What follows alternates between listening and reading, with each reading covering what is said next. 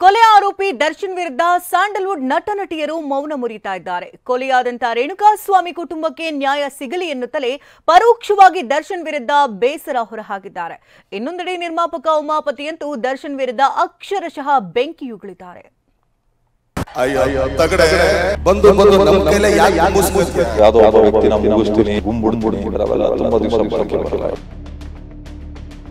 ಇದಕ್ಕಿಂತ ಇನ್ನೂ ಕೋಪದಲ್ಲಿದ್ದಾಗ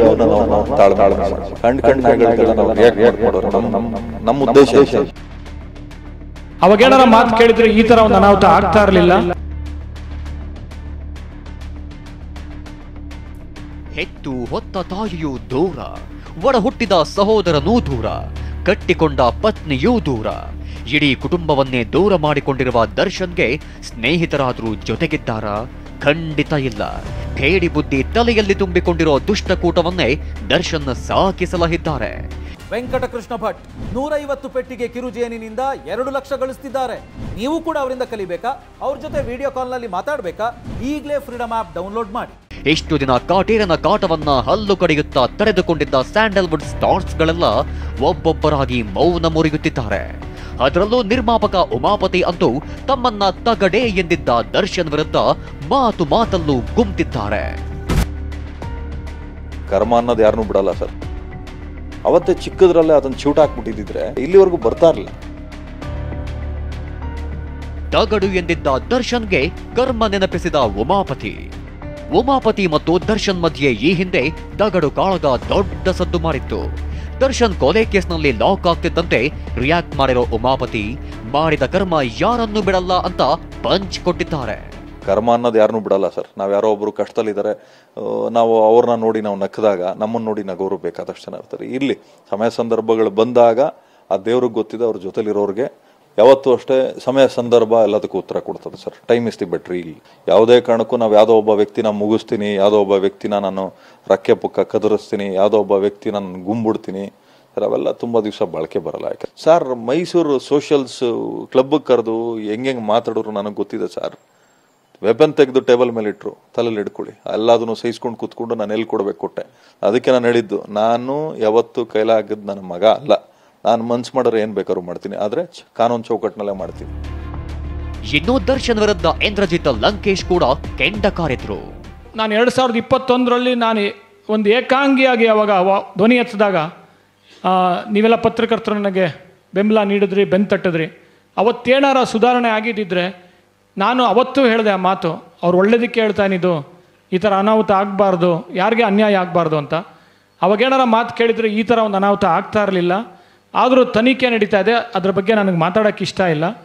ನಾನು ಒಂದೇ ಒಂದು ಕೊನೆಯದಾಗಿ ಮಾತಾಡೋದು, ರೇಣುಕಾ ಸ್ವಾಮಿಗೆ ಅನ್ಯಾಯ ಆಗಿದೆ, ಅವ್ರ ಹೆಂಡತಿಗೆ ಅನ್ಯಾಯ ಆಗಿದೆ, ಅವ್ರಿಗೆ ನ್ಯಾಯ ಕೊಡಿಸಿ ಅಂತ. ನಿರ್ಮಾಪಕ ಬಾಮಾ ಹರೀಶ್ ಕೂಡ ನಿನಗಾಗಿ ಕರಿಯ ಸಿನಿಮಾಗಳ ವೇಳೆಯೋ ಕೆರೆಕ್ ಮಾಡಿದ್ರು ಅಂದಿದ್ದಾರೆ.